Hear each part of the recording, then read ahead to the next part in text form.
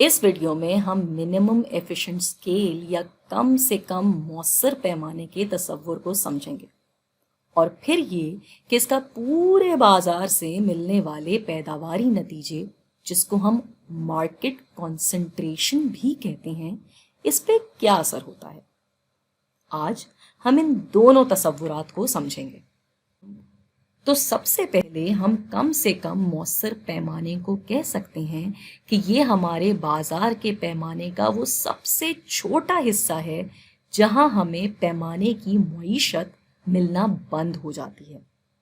پیمانے کی معیشت یا اکانومیز آف اسکیل ہم پچھلی ویڈیو میں سمجھ چکے ہیں،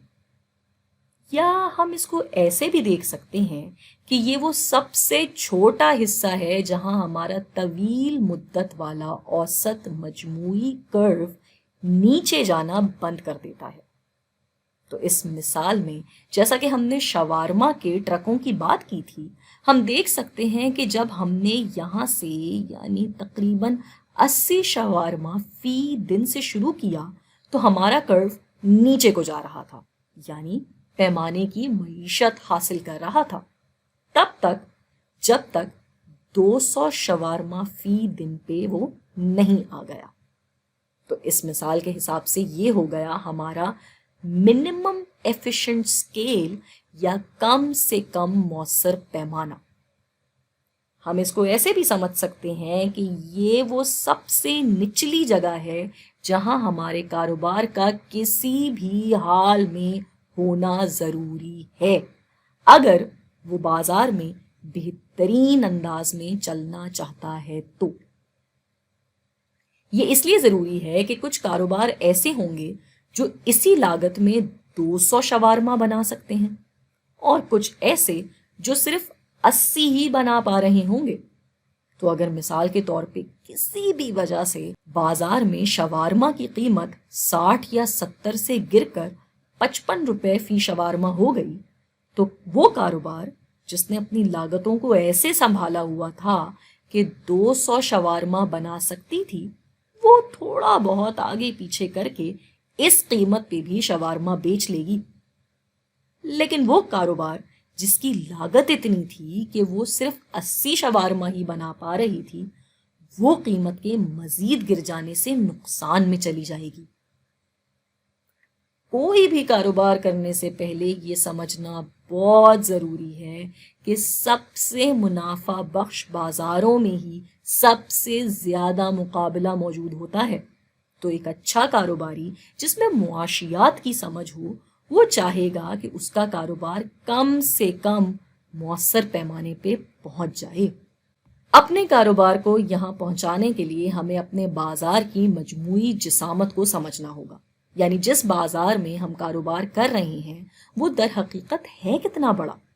اب ہماری مثال میں ہم شاورما کا کاروبار کر رہے ہیں تو ہم کہتے ہیں کہ ہمارا مجموعی بازار بن گیا ہمارا شہر۔ ہم بازار اپنے حساب سے چنتے ہیں، ہم چاہیں تو پورا ملک اپنا بازار لے لیں اگر ہمارے پاس اتنے وسائل ہیں، یا اپنا صوبہ۔ بازار اپنے وسائل کے حساب سے چنے جاتے ہیں۔ تو اس مثال میں ہم نے بازار چنا ہے اپنا شہر، جس میں ہم فرض کر رہے ہیں کہ یہ بازار ایک دن میں 10,000 شاورموں کا بازار ہے۔ تو جیسا کہ ہم نے کہا کہ اس بازار کا کم سے کم مؤثر پیمانہ ہے 200 شاورما فی دن، تو اب ہم دیکھ سکتے ہیں کہ یہ کل بازار کا بہت ہی چھوٹا سا حصہ بنتا ہے، جس کا مطلب ہوا کہ ہمارے پاس بے شمار حریف بازار میں موجود ہیں، اور ان میں سے کتنے ہی ہماری طرح کم سے کم مؤثر پیمانے پہ بھی ہوں گے۔ تو جب کبھی ایسا ہو کہ بازار کا کم سے کم مؤثر پیمانہ کل بازار کا نہایت چھوٹا حصہ ہو، تو بازار بٹ جاتا ہے بہت سارے ٹکڑوں میں۔ مثال کے طور پہ اگر ہم اس کو اپنا کل بازار تصور کریں جو کہ 10,000 شاورموں کا بازار ہے، اور اس میں 200 شاورما فی دن بنانا ہی بہترین حکمت عملی ہے، کیونکہ اگر دیکھا جائے تو اس کے آگے پیمانے کی خرابیاں آ جاتی ہیں۔ تو سب کے لیے بہتر یہی ہے کہ 200 شاورما فی دن پہ ہی کام کریں۔ تو اب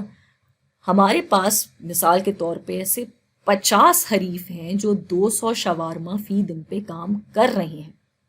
تو یہ کل بازار بٹ گیا 50 ٹکڑوں میں۔ ہم اس کو ایسے ایسے